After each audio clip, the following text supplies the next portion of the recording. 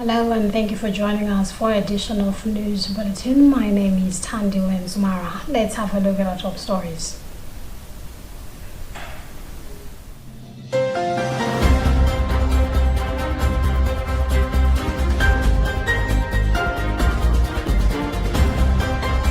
Bishops call for solidarity in wake of devastation from hurricanes in Mexico. Think Pink Malawi targets to conduct breast cancer screening to over 1,000 women. Lilongwe City Council faces legal action for attempts to relocate timber vendors. And now, exclusive report this week, Bridget Monoga ponders on experts' view on Chilima's presidency eligibility.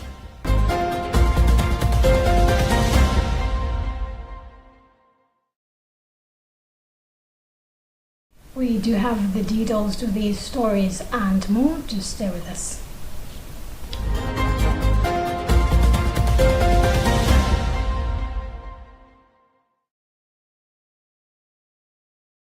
In response to the devastation caused by the recent storms and hurricanes in the country, the Mexican Bishops' Conference has called for solidarity to provide generous aid to those affected, especially the poorest and most vulnerable. The bishops have, in a statement posted on X, in particular expressed their closeness with the people of the dioceses of Acapulco, Chiapa, and Chilpancingo, Xalapa in the state of Guerrero, as well as the inhabitants of southern Oaxaca state areas that were struck harder. We have more details on this Catholic News Agency report read by Bridget Manoka. Hurricane Otis made landfall early Wednesday morning as a Category 5 in the Acapulco area in the Mexican state of Guerrero, with winds of more than 160 miles an hour. 4 days before, Hurricane Norma hit the coast of the town of La Paz in Baja California Sur as a Category 2 hurricane, causing at least 3 deaths. The damage from these natural phenomena is compounded by Hurricane Lydia, which caused at least 2 deaths after making landfall in the Mexican city of Jalisco on October 10th, and Tropical Storm Max, which made landfall in the state of Guerrero a day before. The bishops expressed their concern for the pain and anguish overwhelming thousands of families who have lost their homes, properties, and livelihoods in these disaster areas. The prelates also lamented that many localities suffer serious damage to their infrastructure, being prevented from accessing essential services.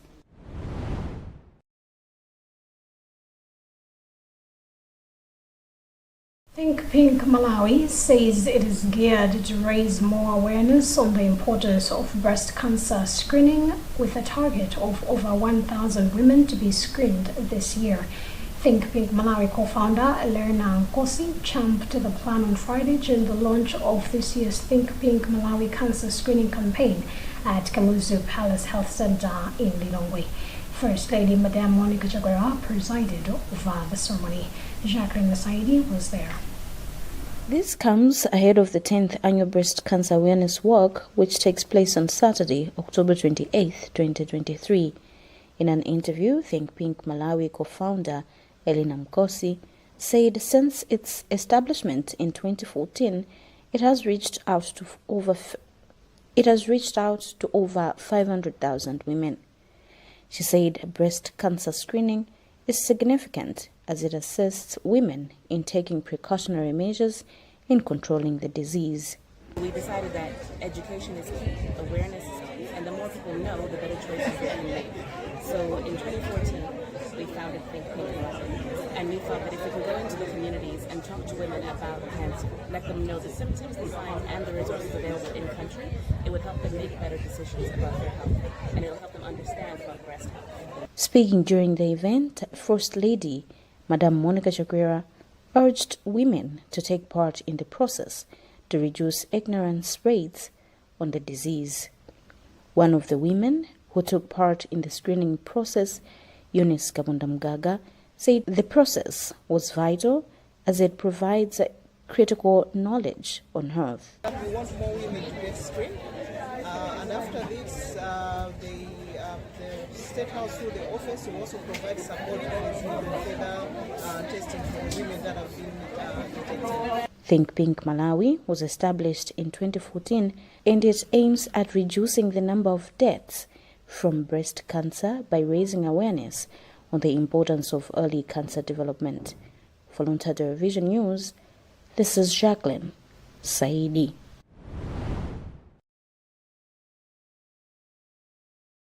Minister of Gender, Community Development and Social Welfare, Jean Sendeza, has called on international non-governmental organizations working in Malawi to always partner with local organizations to ensure projects' sustainability post-implementation period. She has made the remarks in Noah District when she presided over the 2023 National Dissemination Conference of the Norwegian Church Aid and Dan Church Aid Joint Country Program. Brennan Manza was in Noah. The conference, which was organized by Luntha Television in conjunction with other partners who are implementing projects with funding from NCA-DCA, showcased some of the activities that these partners are working on in different sectors. After appreciating the work that is being done so far, Minister of Gender, Community Development and Social Welfare, Jean Sendeza, applauded NCA-DCA for considering these local NGOs to implement their projects in different areas where they are working in. She said this gives hope that even if the funding phases out, the local partners may still find ways to make follow-ups on the projects that have been implemented. We are very happy to see our cooperating partners helping us in each and every aspect of life, and this is what the President wants. And even, he is promoting that women be protected and given their equal opportunities in each and every sphere of life. NCA-DCA Country Director Stephen Johnson has since congratulated all the partners for the successful work in the ongoing implementation of different projects. He has assured government that as a development partner, they look forward to designing a new strategy that will start being implemented after the current one ends in 2025 and beyond. We can continue our work with climate-smart economic empowerment, fighting inequality and gender-based violence, and we do see that there is still a lot of work to do, even beyond 2024. So you can be sure, and you can be assured that NCA and DCA will continue its work in Malawi regarding this important thematic areas. The national conference has been held under the theme Equal Access to Justice and Economic Empowerment for Increased Social Inclusion and Resilience. NCA-DCA is working in areas of gender-based violence, fighting inequalities, and promoting climate-smart economic empowerment. This is Brennan Manza for Luntha News in Doha. Lilongwe timber business operators have obtained a court injunction against the City Council intent to relocate them from Area 1 to Area 47. The order in opposition restricts the council from implementing the decision, which was communicated to the traders in a letter. However, the council spokesperson Tamara Jafunya says the injunction was not served to them, but the office of the Attorney General. Robert Edward has more of the details. The 24th October 2023 dated court relief by the Lilongwe High Court Civil Division indicates that the order will be in force for 21 days. According to the order, this is after the court's consideration of the claimant's sworn statement through their lawyer, Oscar Taulo. But according to Lilongwe City Council spokesperson Tamara Jafunya, the order was not served to them, but rather to the office of the Attorney General, who had not come back to us when we sought his comment on the matter at the time of filing this story. The council wants the timber traders to relocate to Area 47 from their current operating place, Area 1 market, but according to one of the vendors, they are in contest because they are used to the Area 1 market.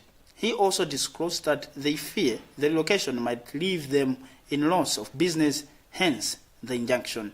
For Luntha, this is Robert Edward.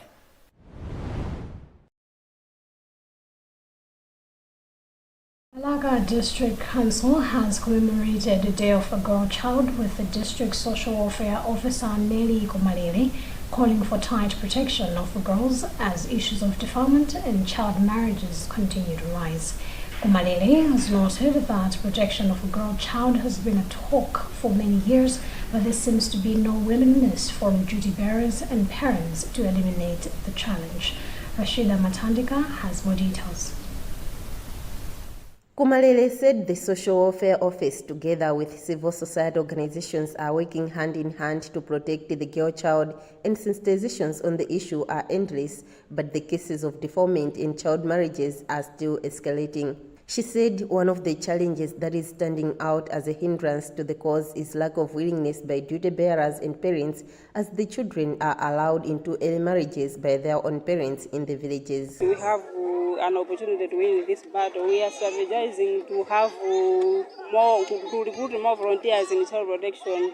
Currently this year we have trained 3 volunteers which we have deployed in various areas to help in protecting these children. Member of Parliament for Balaka District West constituency, Betha Mackenzie Ndewere, also expressed concern over protection of perpetrators of gender-based violence as another challenge. It's proving to be difficult because some of the abuse that is happening to the girls, parents do not report. And if they are reported, most of the times the cases are withdrawn because most of the abuse is being done by relatives, uncles, stepfathers, even the biological fathers. So it is becoming difficult, but we are trying our best with the chiefs and stakeholders to protect the girl child. The guest of honor was Hendrina Garafa, a nurse who is from the area where this commemoration was held in traditional authority Chantunya, as a role model, and she said much as girls are succeeding in life, early marriages and poverty remains a backlash, stopping progress. Most of the challenges are to do with the female child. Most of the girls here in our community, they marry at an early age. I think it's mostly because we haven't educated the whole community on the advantages of sending a girl child to school. So one of the challenges is the early marriages. The Social Welfare Office has also expressed concern over low funding and has called on organizations to come forward and continue the battle from where they stopped before the coming of COVID-19. This year's commemoration was led by the theme, My Voice, Our Equal Future. Rashida Matandika, Luntha TV, Balaka.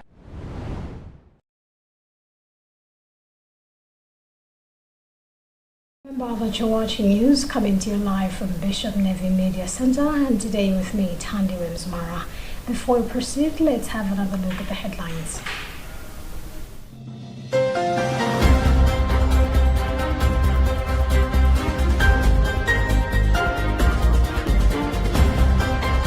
Bishops call for solidarity in wake of devastation from hurricanes in Mexico. Think Pink Malawi targets to conduct breast cancer screening to over 1,000 women. Lilongwe City Council faces legal action for attempts to relocate timber vendors. And now, exclusive report this week, Bridget Monoga ponders on experts' view on Chilima's presidency eligibility.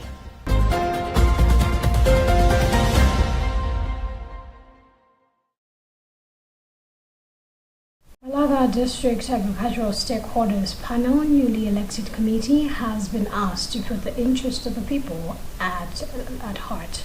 Balaka District Agricultural Committee Chairperson Councillor Dixon Wasili of Sierra Ward said this is a leadership at Balaka Stadium early today after the expiry of the tenure of office of the previous office bearers. We have more details in this report filed by Andrew Nandolo. Malawi is an agro-based economy nation. Following this, it is expected that our local farmers should be trained in new methods of farming, which will enable them have enough yields for the whole year. Wasiri said leaders in the agricultural sector should be there to save farmers for our economy to grow. This committee should work to see that production, especially maize, animals, goats, cows, they are in abundance. Because, Balaka is a hunger-prone area. So I would like this committee to encourage the farmers, especially the farmers in the villages, that they should work very hard in their gardens to produce more crops so that Balaka is well sustained in terms of food. In his acceptance remark, the newly elected committee chairperson, Joseph Namkwenya, from Bazare Extension Planning Area, said the team is ready to work with the local farmers and all government and non-governmental stakeholders to make sure Balaka improves in the food security. As a team, we are ready to work with the Ministry of Agriculture and also non-governmental organizations that work towards the improvement of food in Balaka to make sure we all reach our common goal.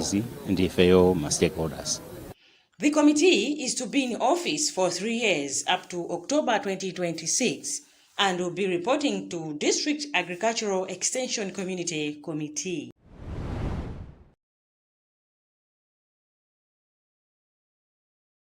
As a way of complementing government's efforts of increasing uptake of gas in the country, 265 Energy has unveiled their latest gas accessories, including the 265 Energy branded 2-plate gas cooker and 265 Energy branded bonus regulator and gauge.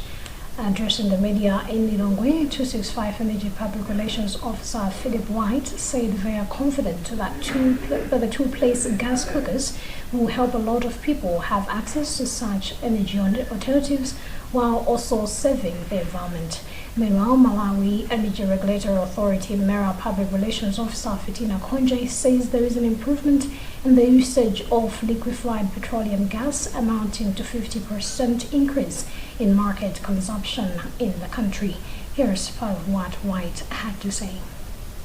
Today we are revealing the accessories for gas.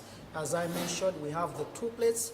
These 2 plates, you need accessories. This can be a gas pipe, this can be a regulator whereby you use to connect it from the cylinder to the 2 plate. We also have the clamps as well as the cooker tops. An affordable alternative, because if you go by electricity, it is expensive.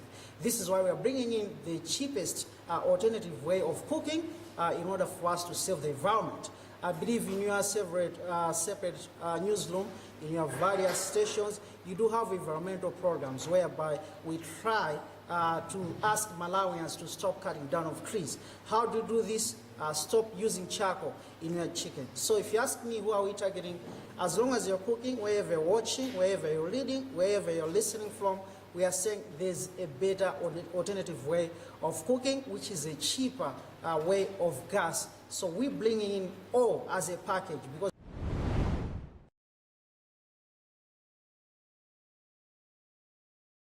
the political future of Vice President Dr. Salus Klaus Chilima is still hanging by a thread. Dr. Chilima is answering 6 counts of corruption in a court case where he's accused of allegedly soliciting bribes from infamous businessman Suneth Sacha. Thousands suggest that if Dr. Chilima eventually gets away with the case, there will be still another hurdle for him to deal with. But does the law allow him to contest as the country's president? In today's exclusive report, Bridget Monoka ponders on experts' view on Chilima's eligibility.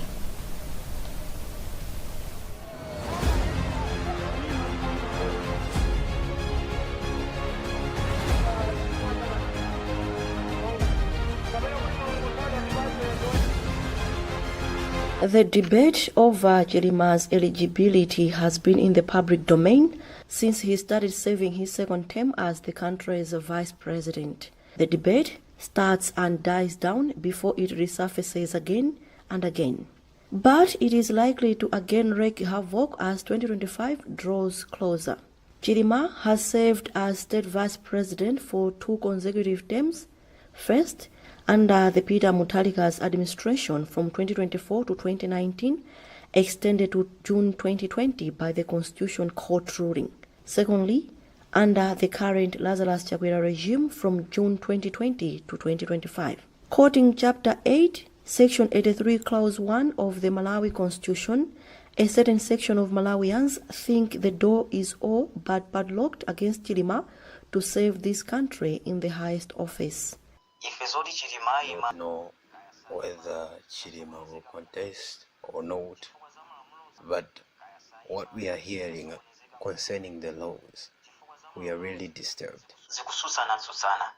The clause stipulates that the president shall hold office for 5 years from the date that his or her oath of office is administered. The same clause states that the president, first vice president, and second vice president may serve in their respective capacities for maximum of 2 consecutive terms. The third clause of Article 83 of the Constitution does not bar Chilima from contesting as the country's president per se. It only prohibits him from contesting as the vice president in the next elections, as he has already exhausted all his terms as the country's vice president.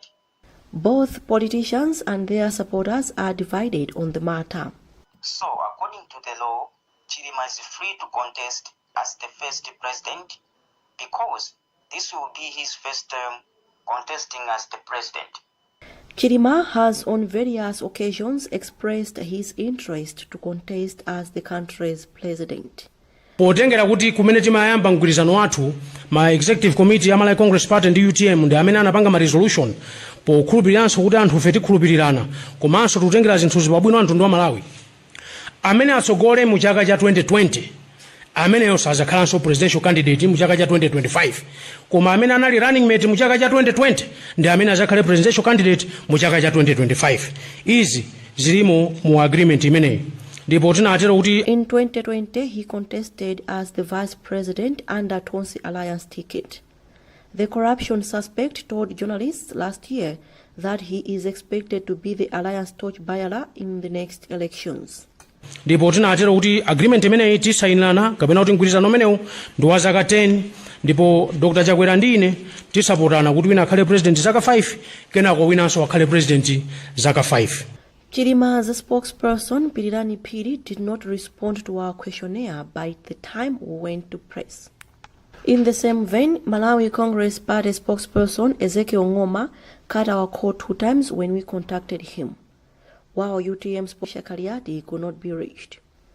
It is important for Chilima to tell his followers exactly what is going on so people know. Because if people are in the dark where they're not sure whether he will stand or whether he will not stand, it becomes difficult during campaign to convince these people otherwise.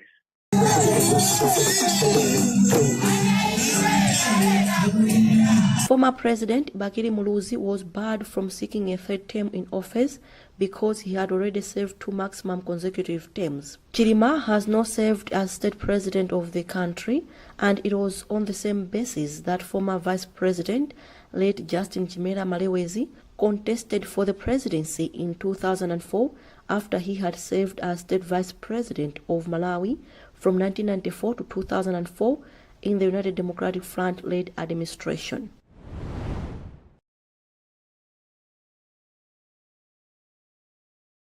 That exclusive report by Bridget Manoga also brings us to the end of what we have. Here's a reminder of our top stories.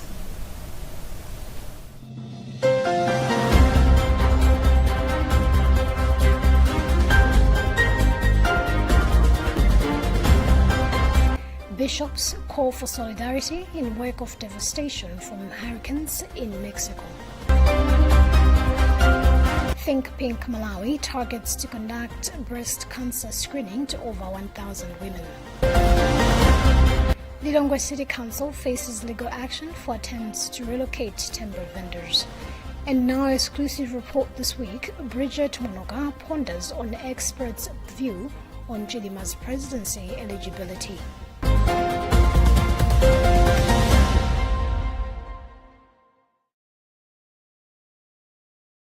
Thank you so much for keeping me company. My name is Tandi Wemzumara. Have a lovely weekend.